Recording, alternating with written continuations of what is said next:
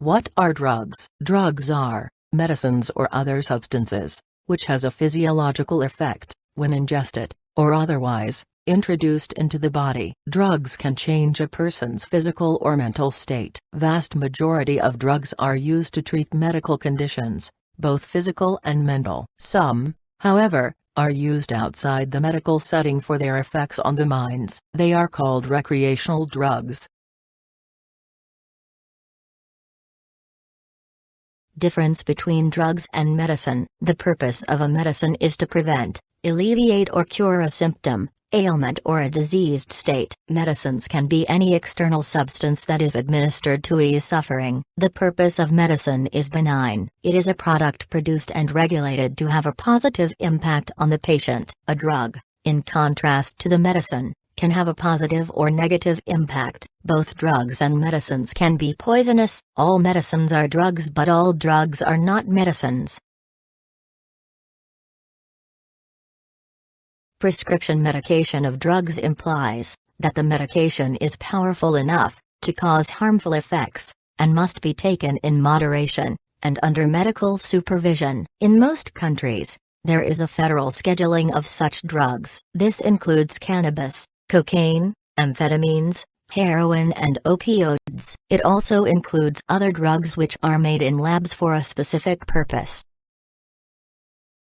A drug, by contrast, is a substance that is used for pleasure and recreation. It could have harmful side effects. Nicotine and alcohol are both drugs, for example. They are also both legal. Cannabis, cocaine, heroin and other drugs remain illegal.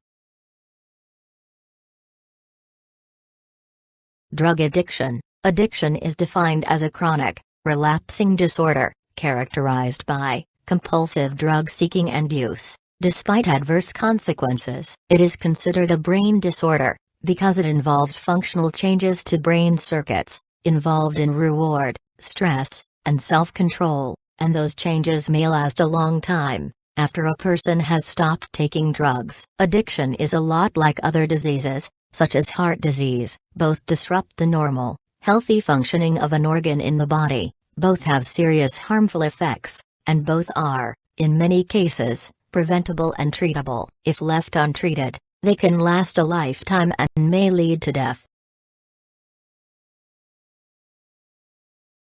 Dr. Hardin B. Jones. Dr. Hardin Blair Jones was professor of medical physics, professor of physiology, and assistant director of Donner Laboratory, University of California, Berkeley. He was born in Los Angeles, California, on June 11, 1914, and died on February 16, 1978, in Berkeley, California. He was best known, in the scientific world, for his wide-ranging work concerning carcinogenic agents, and their effects on humans and animals. Dangers of drug abuse. By Dr. Hardin B. Jones. Drugs have been discovered to prevent and cure physical diseases, and reverse the disturbances that occur in some mental illnesses. Excitement over what drugs can do has led people to believe that any ailment, infective or psychic, can be relieved by taking a pill. At the first sign of nervousness, they try pep pills. Medical journals now advertise tranquilizers, amphetamines, and other mood-altering drugs. Doctors prescribe them, and the public expects miracles from them. In such an atmosphere, it is not surprising that drug abuse has spread. When people become dependent on drugs to solve their problems, they lose the capacity to deal with life's situations through perseverance, self-discipline, and mental effort. It is now often considered naive to expend energy on solving a problem when there is an easy way out. It is a simple step from, "Look what drugs do for me when I feel depressed," to imagine, "What drug can do for me when I feel good already?" A distinction must be made, however, between medicines and the sensual drugs. We must not disdain the real and important advances science has made. The history of the medical use of drugs goes back 23 centuries to Hippocrates, the Greek physician, who is regarded as the father of medicine. He was the first to recognize that a remedy must take into account not only the symptoms of the disease, but also the constitution and habits of the patient. His principles have come down to us as the dictum that the medicine must specifically suit the disease and the patient. That is, when there is a disorder, only a drug that specifically mitigates that disorder should be used. The drug should also have restorative effects, or it will unbalance healthy functions of the brain and body. The correlative of this principle is that a healthy person cannot benefit from taking a drug. This, too, comes from Hippocrates, who said, "Persons in good health quickly lose their strength by taking purgative medicines." The distinction between medicines and sensual drugs is simple. Sensual drugs are those that the body has no need for, but that gives the user a strong sense of pleasure. Sensual drugs activate the brain's pleasure centers. We do not know precisely how they do this, whether they stimulate the pleasure centers directly, or activate them through chemical mimicry. In this text, I will refer to both possibilities as stimulation. The brain governs sensations, moods, thoughts, and actions, not by a magical process, but by an incredibly complex series of chemically regulated controls. These are easily upset by sensual drugs. This disturbances is apparent in the effect of the sensual drugs on the mechanisms that control pleasure and satisfaction. A drug user's craving for the drug continues, but he feels less and less satisfaction. His brain's pleasure reflexes seem to be weakened by artificial stimulation. The drug then imparts only relative relief from misery, and suspends the illness of withdrawal. Information from the senses still reaches the brain, but the brain is unable to evaluate the information and interpret it as pleasurable. In contrast, naturally attained pleasure enlarges the sense of satisfaction and can be repeated indefinitely. Ultimately, the sensory deprivation of drug addict manifests itself in a general feeling of physical discomfort and in personality changes. The addict feels depressed and fails to respond either to his environment or to other people. His mental disturbance can be quite similar to paranoia. He cannot discern the source of his problem and looks for the cause in everything but himself. Anything external is suspect. He draws further and further into himself. The addict often feels people are looking at him strangely. One told me he wasn't sure, when people smiled at him, that they were not really laughing. The addict can even lose his sense of being alive. He feels dead inside. One rehabilitated heroin addict described his sensory deprivation to me. Looking out of the window, he said, "The sun is shining, flowers are in bloom, I know, these are signs of a good day, but," pressing his chest, "I don't feel it here."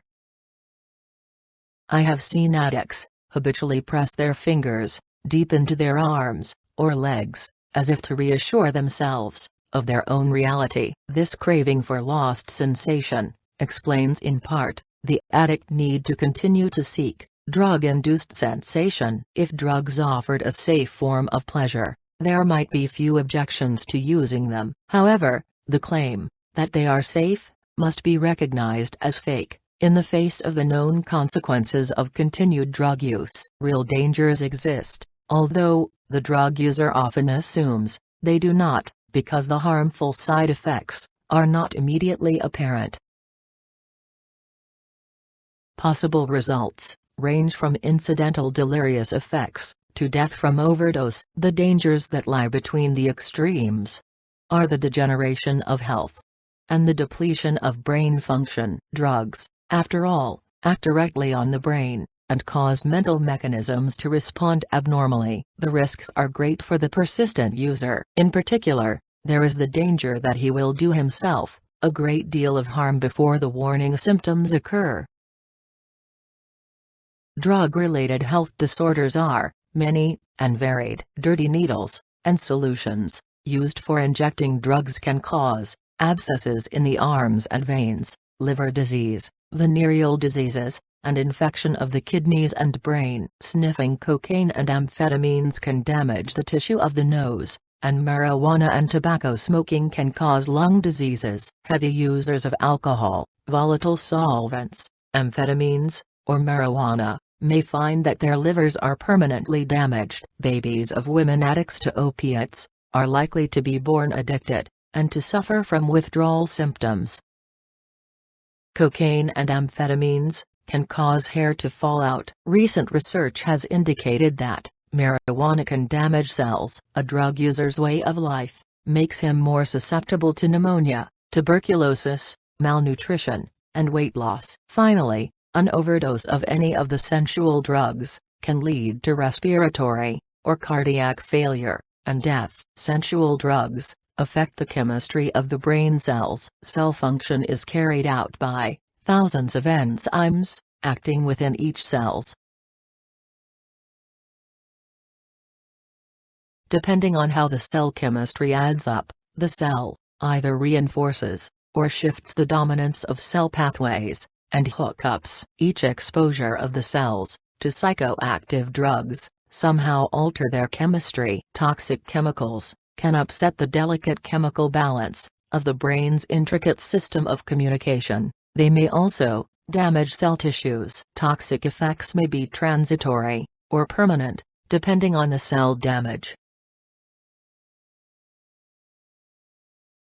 This article focuses on the effects of drugs on the brain. This is not to minimize their effects on other parts of the body, for these can sometimes be more debilitating. Damage to the brain, however, is the most subtle, most often unrecognized, and least understood consequence of drug abuse.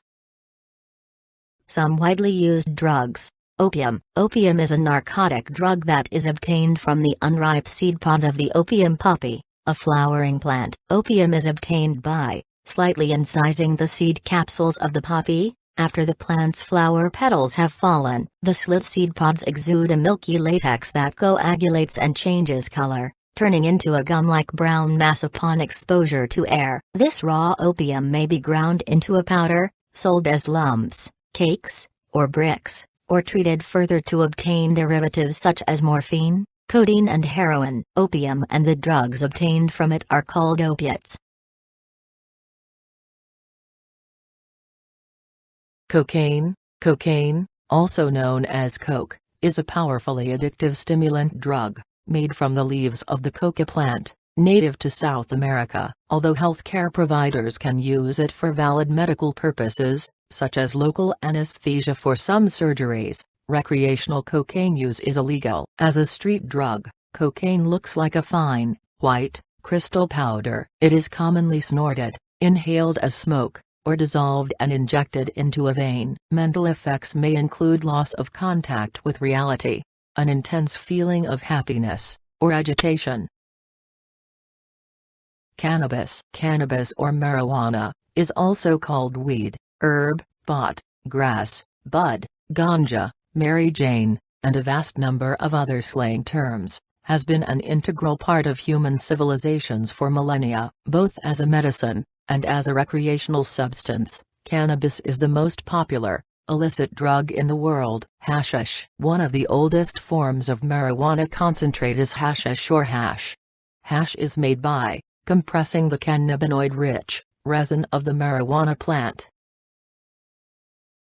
Shrooms, magic mushrooms as they are also known, are also nothing new. Like cannabis, they were used in both religious rituals and for healing for millennia before the 20th century. Like many of the other drugs, however, they have been studied as medicine. They were originally studied for people suffering from depression. However, after the beginning of the drug war, shrooms faded into niche party circuits. These days, they are being studied again for treating psychological conditions including depression and post-traumatic stress disorder. Ayahuasca. Ayahuasca, or yag, is an entheogenic brew, made out of Banisteriopsis caapi vine, and other ingredients.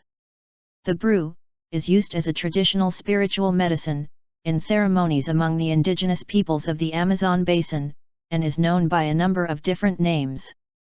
Ayahuasca has been studied to treat depression, anxiety, and addiction. Mescaline. Mescaline is a naturally occurring psychedelic alkaloid that comes from the peyote cactus, used for centuries by native tribes to enhance spirituality. The drug creates profound experiences for all who experience it. Because of its now illegal status, it has not been properly studied for use in certain psychiatric conditions. Certain conditions like depression and alcoholism might be treated by medical use of it. As a result, this drug could also be the next LSD, lysergic acid diethylamide, when it comes to microdosing. Synthetic drugs. Some drugs are natural, meaning that the plants, from which they are derived, exist in nature, without any help from humankind. Other drugs are synthetic, which means they are created, using man-made chemicals, not natural ingredients. For example, K2, also known as spice, ecstasy, also known as molly, and bath salts, are all types of synthetic drugs. Since synthetic drugs are created, in illegal labs, to bypass regulations prohibiting controlled substances, their strength, composition, and ingredients are unknown to the consumer. Fun names, and colorful appearances, can sometimes mask their extreme potential for harm, but make no mistake about it, synthetic drugs are extremely dangerous and can cause addiction, severe health issues, and even death. Dangers of drug addiction. Drug addiction can pose different dangers in different settings, all of which can affect more people than just the user. Physical dangers. Develop a tolerance to the drug. Develop psychological and physical dependence. Suffers from withdrawal symptoms. Infections from HIV, hepatitis, tuberculosis. Become susceptible to other physical problems like irregular heart rate, high blood pressure, lung damage, and seizures. Other dangers. Develops hallucinations, suspect and fear everyone around. Becoming pregnant while addicted. Harm the fetus and newborn baby. Your relationships with friends and family will be in danger. Neglects one's work responsibilities. Prone to be violent and irrational. Lose control of your life. Increased crime rates in the society. Financial problems. Some of the factors that make certain people vulnerable to addiction are an underlying mental disorder, like schizophrenia, depression or generalized anxiety, a low sense of self-worth, combined with a tendency to respond to peer pressure, exposure to high levels of stress, from personal, professional or financial sources, exposure to an environment where drug use is accepted, and drugs are readily available. Education alone isn't enough to help an addict get clean, but learning about the dangers of drugs can be an important step. If you're thinking about experimenting with heroin, marijuana or meth, or if you're wondering whether you're ready to seek help for addiction,